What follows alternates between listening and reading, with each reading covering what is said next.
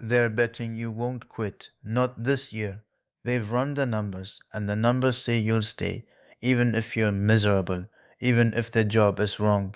Most of the time, they're right. There's a specific mechanism that wins them that bet.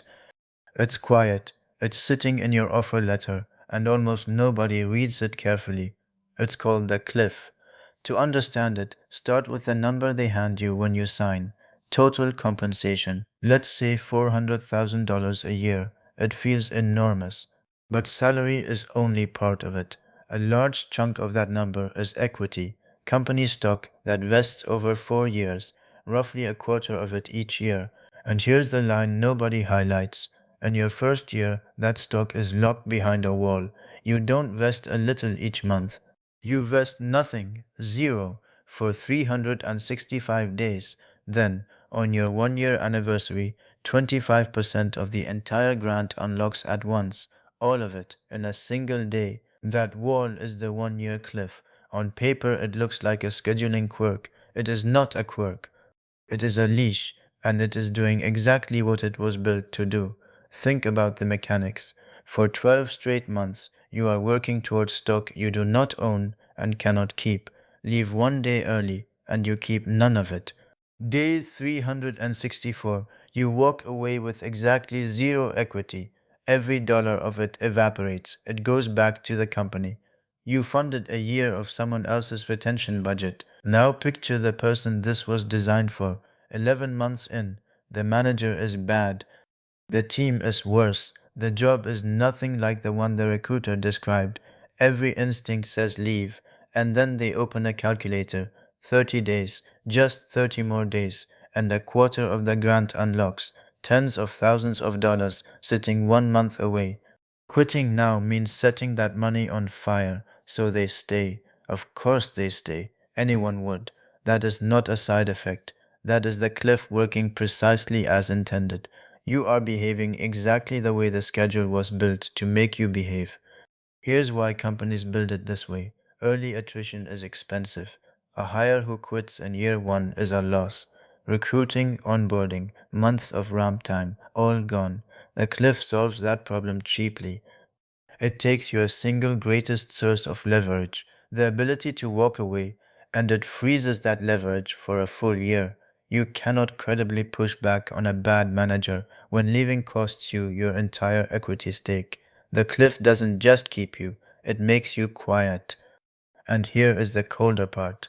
The leash does not come off when you reach the cliff, it only changes shape. The first year is the wall, after that come the fences. The remaining 75% vests, gradually, usually monthly or quarterly, which means there is always a next chunk, always another vest, a few weeks out, that you'd forfeit by leaving. The single wall becomes a long row of small fences. Each one is easy to step over, but there's always another one ahead. You are never quite free to go. This is what people actually mean by golden handcuffs. It is not one lock, it is a schedule of them stretching out in front of you for years.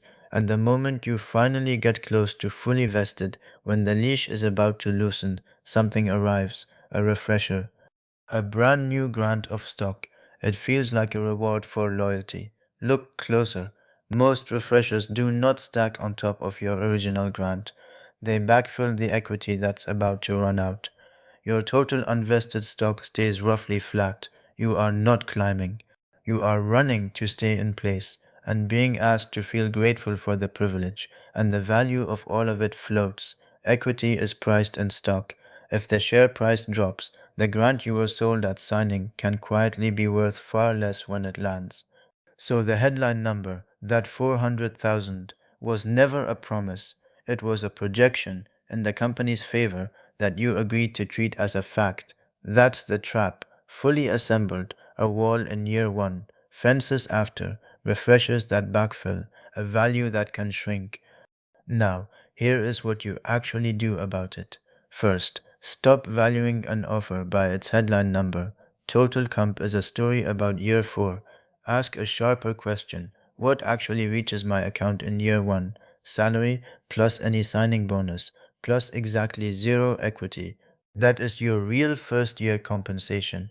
Compare competing offers on that figure, not on the 4-year fantasy. Second, negotiate the drought directly, the most negotiable part of almost any tech offer, and almost nobody asks for anything.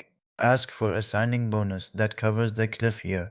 Companies expect this. The recruiter usually has a number already approved. Saying nothing is the only guaranteed way to get nothing. Third, read the vesting schedule before you sign, not after. Ask one direct question: is there a 1-year cliff, and how does the stock vest after it? Some companies vest monthly from day one with no cliff at all. Others backload the schedule, pushing most of your equity into years 3 and 4. That backloading is a bet that you'll leave before you ever collect the bulk of it. The schedule is not paperwork, it is a strategy. You should know which one you signed. Fourth, if you are already inside, time your exit. Do not quit the week before a vest. Pull up your vesting dates and look at them honestly. The gap between leaving on the wrong Tuesday and the right one can be tens of thousands of dollars. The company will never remind you which is which. That is your job alone. And fifth, the one that matters more than the rest. Separate the money from the misery. Unvested equity is not a reason to stay in a job that is harming you. It is a number, so put it on paper. Write down what staying actually costs: the months, the stress, the career time you never get back, and weigh it against the chunk you're waiting on. Sometimes the math genuinely says wait, often it does not. The point is not the answer.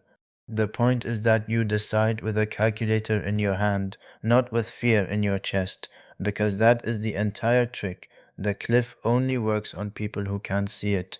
It needs you anxious, attached, and counting down days you didn't choose to count.